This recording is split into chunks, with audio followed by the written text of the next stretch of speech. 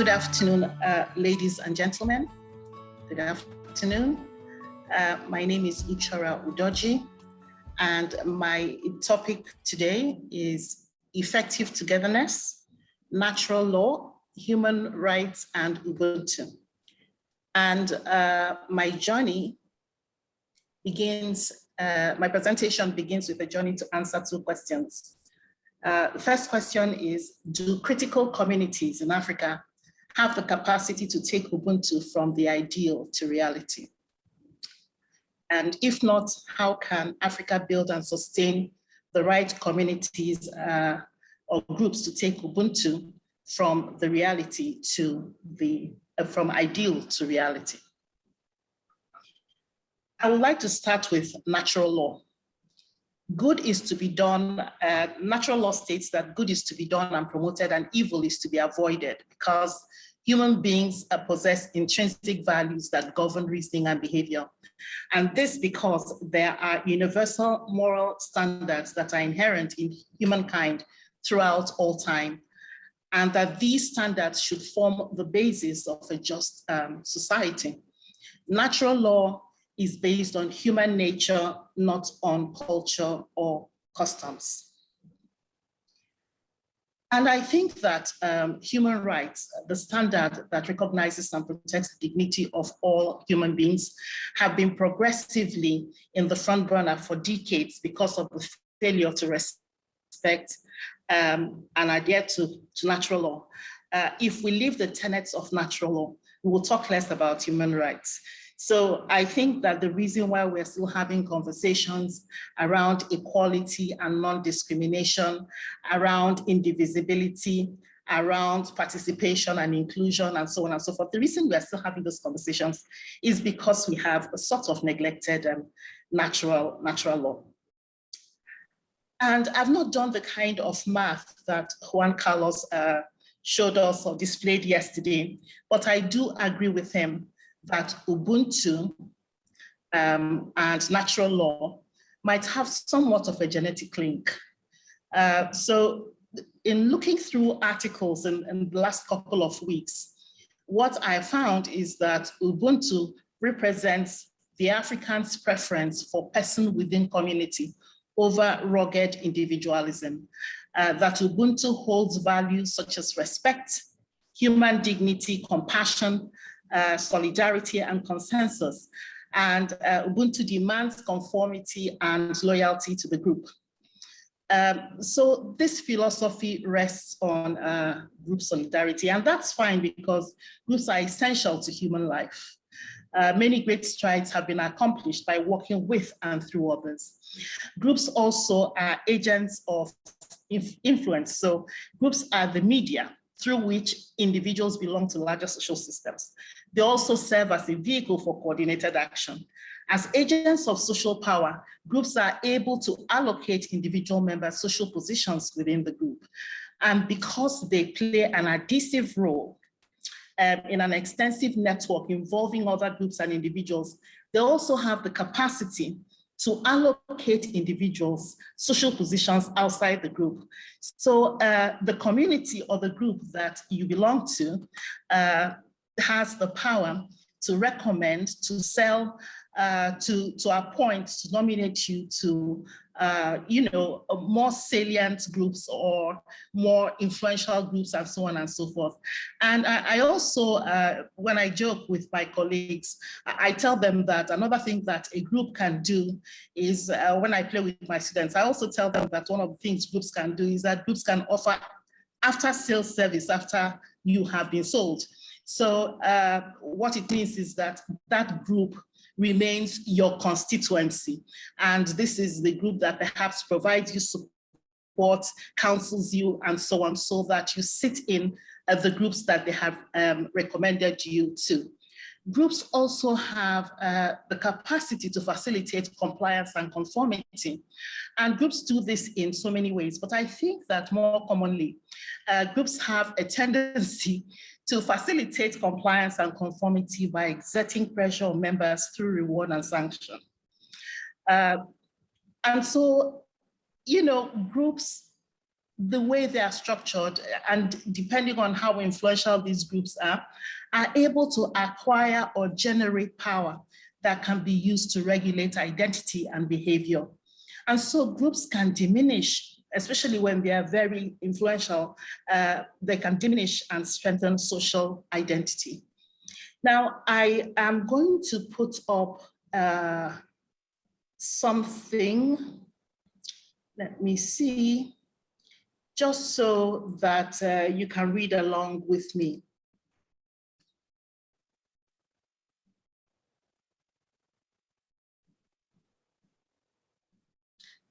So as I was looking through articles, I found some comments that interested me.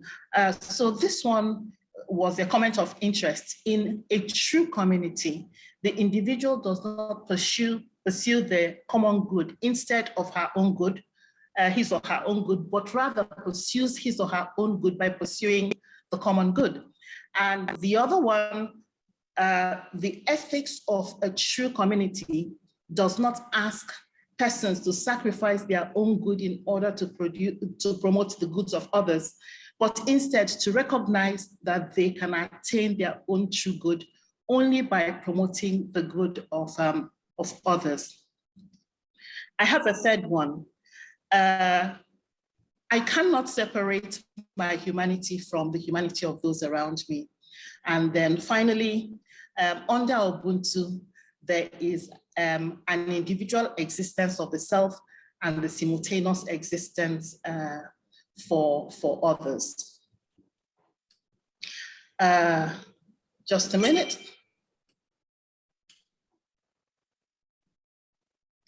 So what this kind of suggests to me is that, and this is expected, that Ubuntu has requirements. So essentially, the requirements would be to establish or maintain a self-defining relationship with your community, to accept your community and its characteristics as an extension of the self, so that your membership is more personally significant. You experience more a sense of connectedness and interdependence with other members of your community and an attachment to your community. So essentially what Ubuntu is saying is identify with your community.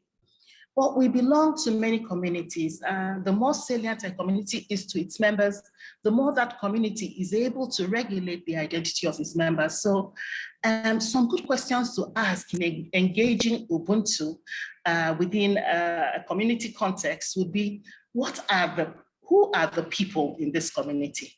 What are the configurations of this community? Who are the people living who are the people leading this community? What are the motives and motivations of the people in this community? And what are the existing norms? And I think that there may be more, but these are the ones that I have immediately prioritized. And I would ask these questions and suggest to people to ask these questions, because my guess is that living Ubuntu requirements could have rather delicate outcomes at the individual and perhaps even at the group level. Such outcomes as depersonalization, internalization, over-identification, and identity fusion. So the first question, do critical communities in Africa have the capacity to take Ubuntu from ideal to reality? Your guess is as good as mine, so I will quickly move to address the next question. How can Africa build and sustain the right communities to take Ubuntu from ideal to reality? And my first port of call would be national and local context. So by local context, I mean the community. So if you take Nigeria, for example, I live in Nigeria. If you take Nigeria, for example, Nigeria is in many ways collectivist, in many ways hyper distance, and in many ways, I mean, on a continuum of tight and loose, I think that Nigeria is more a tighter culture than loose. And I don't think that this is much different from many African countries. And perhaps it is for this reason that we are having this conversation on Ubuntu. The coupling of those three dimensions presents a climb that has implications for the materialization of a true Ubuntu. Because under peculiar leadership conditions, this climb has the propensity to roll over to a side that would be inimical to Ubuntu. So the first is that in tight, hyper distance collectivist cultures, followers fear reprisal and that may come as a consequence of disagreeing with leaders and the community. High-power distance communities are top-down communication settings. And followers will be inclined to take orders with little or no questioning, and groups have a way of expediting that kind of thing. In collectivist settings, morality is contextual. And so the ultimate value is typically not to contain decadence, not to contain immorality, not to contain corruption, but rather to ensure that group expectations are met, that conflict situations are avoided, that maintaining long-term relationships with community members, even in the face of clashing personalities and values, that is important. And when you have collectivism embedded in a high-power distance setting, the value is to stand down for the leader and even protect the leader when the leader is wrong or out of line. And the pressures to conform to these norms would be intensified in a tight culture where norms are widely practiced and deviance from such norms are sanctioned. And so when I listen to somebody like Professor Patrick Lumumba, I was watching one of his clips not too long ago where he says, you fish out a thief from a community, and immediately the members of his community come to his rescue and they're like, he's a thief, so what? He's our own thief. And in a couple of months, you hear that the thief has become a chief. And so all this has implications for leadership. So my next port of call will be leadership. And I'm not so sure that the climb I just described can produce the kind of leadership that can make Ubuntu a reality without much effort. A lot of effort has to go into pulling out the kind of leader that will drive Ubuntu positively from this kind of environment that I just described. And the reason is simple, that the people who emerge as leaders in those environments are typically not the people with the qualities that we want to drive Ubuntu and drive it positively. These are the people who emerge are people who are prototypical, who are conforming, who are compliant, who are loyal, and who the hierarchy perceives as controllable. Add to this the fact that leaders in Africa are largely paternalistic. I think that literature has been able to establish that we are paternalistic, just that our paternalism is a tad different from the paternalism practiced in Asian countries. And so the thing about paternalistic leadership is that it is three leadership constructs rolled into one. So there's authoritarianism, there's benevolence, and there's morality. And in high power distance settings, what happens is that benevolence is at the mercy of authoritarianism. In other words, the benevolence of the leader can actually expand the authoritarianism. Another thing about paternalistic leadership in our own climb is that collectivism leads to interlocking leadership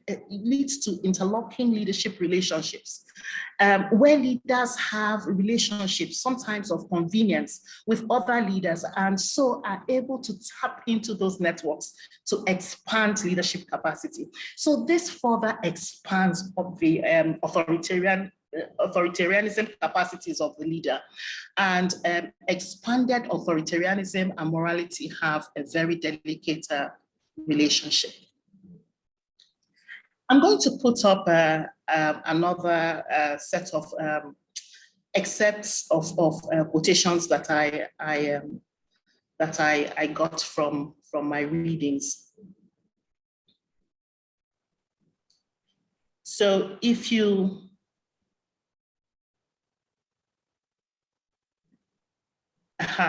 so there you go. It says unfriendly interactions are inappropriate ways of relating since they are not other regarding. A failure to be friendly with others along the vertical and horizontal lines results in alienation, ill will, and or the devaluation of oneself to the level of an animal. And then the second one reads, a loner is always viewed with suspicion. He is a cow that grazes on its own. Okay, so I think I will stop at this point so that I don't bore you too much. But you know, when I read this, the first thing that occurred to me was, but I think that some unfriendly interactions just might be essential for Ubuntu. For example, you know, unfriendly interactions might indicate the protection of boundaries when there is a real or perceived threat to Ubuntu values. So first we try diplomacy. Somebody is trying to test the boundaries. Perhaps the first instinct would be to try diplomacy, try coaxing and goading, because we are collectivists. But at some point, when it looks like the person is no longer testing, they want to cross the boundaries, perhaps it's time to remind them through some unfriendly interactions that Ubuntu is important to us and that it is a value that we cherish. But it looks to me like these writers have given a negative view or connotation to unfriendly interactions and grazing alone. Grazing alone, I laughed because perhaps it can sometimes be perfectly legitimate for a cow to want to graze on its own. Just because the cow is grazing alone, and this is sometimes the thing with collectivism. Everybody within a collectivist culture is expected to be collectivist, but nature doesn't work like that. And just because the cow is grazing alone does not mean that it does not hold the values that of Ubuntu, such as respect, human dignity, loyalty, and all that. It perhaps means that there's a reason. And I think that what it is that when you don't ask the cow why the cow is grazing alone, you will never understand why. So I do not think that unfriendly interactions and a cow grazing alone should be left out of positive Ubuntu conversations. Which takes me to my next port of call, which is the constitution of the community. We want communities that are heterogeneous because of the benefits of diversity. And here's what happens. Because of the quality of leadership that emerges from this climb, we have a lot of leaders who lack the ability to lead heterogeneous groups because of the way they have emerged. They have emerged from a system of homogeneity. And so, I don't know, perhaps a lack of, perhaps leadership indolence, or perhaps because they are stranded, they do not have the ability to lead a heterogeneous group. What they do is they force artificial homogeneity. And when you force artificial homogeneity, it removes from the opportunities and the nature, the opportunities and the benefits that nature has graciously offered us. And so what also happens is that when leaders are ill-equipped to manage a heterogeneous group, they become uncomfortable with differences, such as the cow that grazes alone. And this all of a sudden can lead to stigmatization, because rather than putting the effort to do what it takes to manage that cow and to bring that cow, bring out the benefits of that cow, you find that the leader, very ill-equipped, begins to stigmatize and ostracize. And once the leader starts saying it, because it's a collectivist, high-power, distant, tight culture, everyone begins to echo. And so what also happens in a group like this is that norms are not very wholesome. And trying to live Ubuntu might get one into trouble in a number of ways. So how do we harness the potentials or the potential gains of Ubuntu? How do we, through Ubuntu, achieve togetherness that is useful? Yesterday, I was listening to Professor Tom Angia. I'm sorry if I haven't got the pronunciation right. But after he made his comments, he had his own conversation. Somebody asked him the question, what are the guidelines to achieving Ubuntu? And his response was very interesting. He said, first, academics should try to keep our language as simple as possible so that we can be understood as we continue to argue for better structures and norms. We need to establish good business culture. We need to do the things that need to be done at the political and economic levels. And we need to safeguard the norms that we hold dear, managing them so that society can flourish. And my presentation is trying to say that we can achieve it by paying close attention to the following areas: the national and local community context, the nature of the leadership that emerges from those contexts, the constitution and configuration of the community, and the nature of the community. That would be the norms. I thank you very much for your time and attention, and I thank you for the opportunity you have given me to share my thoughts on this. Thank you very much.